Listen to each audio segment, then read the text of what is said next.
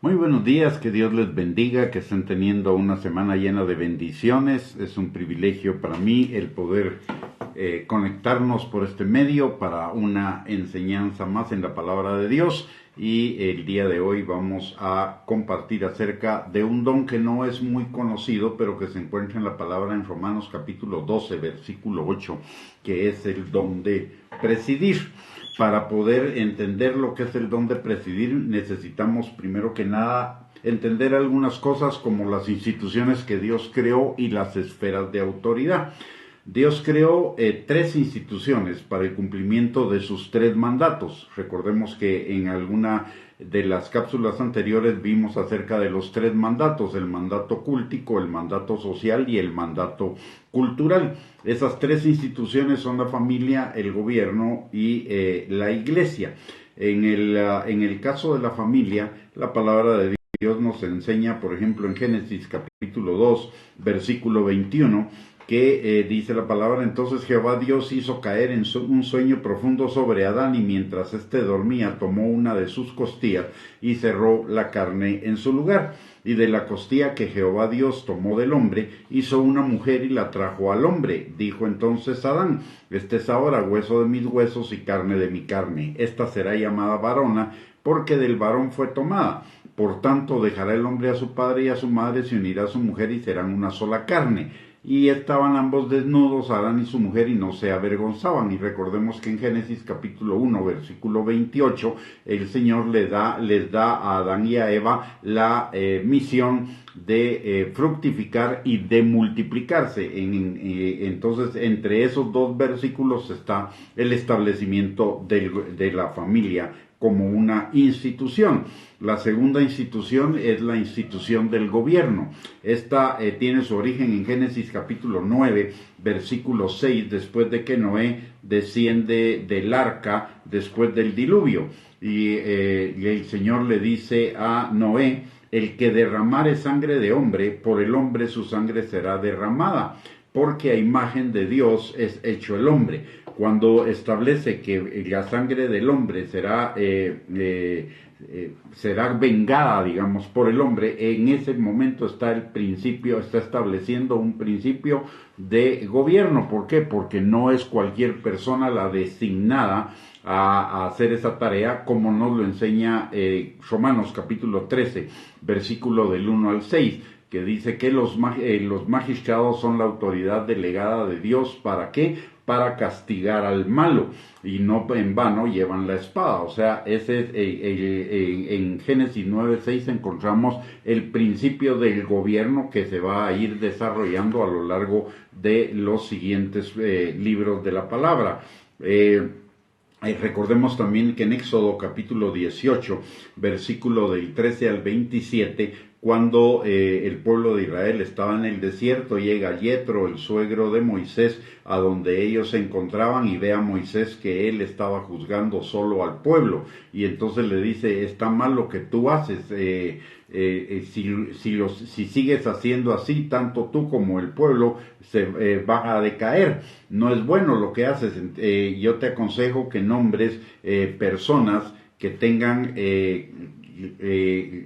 a las cuales tú les enseñes y que tengan la unción que tú tienes, para que ejerzan junto contigo el gobierno de este pueblo, y que ellos resuelvan los asuntos pequeños. Y si hay algún asunto que ellos no puedan resolver, tú consultas a Dios y lo resuelves por ellos, pero delega autoridad. Y entonces ahí hay un desarrollo de la institución del gobierno, que se completa con lo que dice la palabra en Romanos capítulo 13, del 1 al 6, como ya mencioné. Cuando hablamos de gobierno, no estamos hablando solo del poder ejecutivo, del poder judicial, del poder legislativo. Esa es una rama del gobierno. El gobierno es para lo social. Dios creó la sociedad. No es bueno que el hombre esté solo. Le haré ayuda idónea para él. Y en Eclesiastés capítulo 4, versículos del 9 al 12, dice que mejores son dos que uno, porque tienen mejor paga que su trabajo. Si uno cae, el otro lo levanta. Si uno tiene frío, el otro le da calor, y cordón de 3 dobleces no se rompe pronto. Dios no nos creó para vivir solamente en el núcleo de una familia, sino a esa familia en el núcleo de una sociedad. Y a esa sociedad el Señor le asigna un gobierno, pero también le asigna liderazgos en el área de la educación, de la tecnología, de la ciencia. También Dios es el creador de la economía, el trabajo, las finanzas, la agricultura, el comercio, la industria, el servicio, los medios de comunicación, la cultura, el arte, la recreación, el deporte, la salud, el medio ambiente, en fin, todas las áreas de actividad humana. Y en todas esas áreas de actividad humana hay personas que ejercen el gobierno, que ejercen la autoridad, que ejercen el liderazgo. Y finalmente la tercera institución que Dios crea es la iglesia, y esto lo encontramos en Mateo capítulo 16 versículo del 13 al 19, cuando Jesús les pregunta a sus discípulos: ¿quién dicen ustedes que soy? Y cada uno da su propia versión, hasta que llega Pedro, y Pedro le dice: tú eres el Cristo, el Hijo del Dios viviente. Y entonces Jesús le dijo: bienaventurado eres, Pedro, porque no te lo reveló carne ni sangre, sino mi Padre que está en los cielos. Y Jesús le dice: y yo también te digo que tú eres Pedro, y sobre esta roca, esa confesión que Pedro había hecho, esa revelación del Padre hacia el corazón de Pedro, edificaré mi iglesia, y las puertas del Hades no prevalecerán contra ella. Y a ti te daré las llaves del reino de los cielos, y todo lo que atares en la tierra será atado en los cielos, y todo lo que desatares en la tierra será desatado en los cielos. Entonces el Señor crea tres instituciones: la familia, la sociedad y la iglesia. A cada una de esas instituciones Dios le asigna un liderazgo, una cabeza. Él delega autoridad en cada una de esas áreas. En el caso de la familia, en el padre; en el caso de la sociedad, los liderazgos de cada una de las áreas de actividad, del gobierno, de la política, de la educación, de la ciencia, de la economía, etcétera. Y en la iglesia, obviamente, a los ancianos de la iglesia, los obispos y los ministros. Para cada una de esas áreas Dios determina un liderazgo, y un liderazgo justo, no cualquier liderazgo. La idea del Señor es que haya un liderazgo justo en cada una de esas áreas, y nos da las instrucciones de ese liderazgo justo en cada una. Para comenzar, en Proverbios 29:2 dice la palabra que cuando los justos gobiernan, la ciudad es engrandecida, mas cuando los impíos gobiernan, la ciudad es trastornada. Entonces Dios quiere establecer un liderazgo justo en cada una de las áreas de la vida familiar, social y eclesiástica, y pone las condiciones para cada uno de esos liderazgos en cada una de esas áreas. Por ejemplo, en el caso de la familia, en Deuteronomio capítulo 6, versículos del 1 al 9, encontramos cuáles son esas características, y entre ellas la característica fundamental de un padre es que no solo ame a Dios con todo su corazón, sino que estudie la palabra, la escudriñe, la conozca y se la comparta a sus hijos y a sus nietos, de tal manera que a todos les vaya bien en la vida. En el caso del gobierno, ya vimos que el Señor define del gobierno y de la sociedad. Dios define en Éxodo capítulo 18, versículos del 19 al 22, las características de ese liderazgo. También en Deuteronomio 17, versículos del 14 al 20. Y para la iglesia establece los requisitos del liderazgo en la iglesia en Primera de Timoteo, capítulo 3, versículo del 1 al 13. Si notamos y estudiáramos detalladamente esas características, nos vamos a dar cuenta que en cuanto al liderazgo justo y desde la perspectiva de Dios, el carácter de la persona es más importante que la habilidad y la capacidad operacional para hacer las tareas de liderazgo. Es más importante el carácter que los recursos y el esfuerzo y los dones. Y esto lo encontramos en 1 Corintios capítulo 13, versículos del 1 al 3. Dice la palabra: si yo hablare lenguas humanas y angélicas y no tengo amor, es carácter, vengo a ser como metal que resuena o címbalo que retiñe. Y si tuviese profecía y entendiese todos los misterios y toda ciencia, y si tuviese toda la fe, de tal manera que trasladase los montes, y no tengo amor, de nada soy.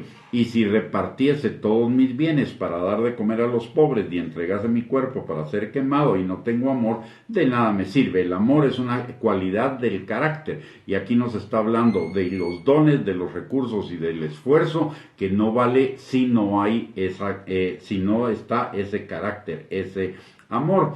Lo que nosotros llamamos liderazgo el día de hoy, más bien el mundo, bueno, y el mundo trasladó ese concepto a la iglesia, o la iglesia lo asumió del mundo. Cuando hablamos de liderazgo, realmente no estamos hablando de liderazgo en el concepto del mundo. Estamos hablando de un don espiritual concedido por el Espíritu Santo a las personas, que es el don de presidir, y que lo encontramos en Romanos capítulo 12, versículo 8, dice: el que preside con solicitud. Y ahí está también incluido, por ejemplo, el don del que exhorta, el que reparte, el que hace misericordia, etcétera. Es un don dado por el Espíritu Santo.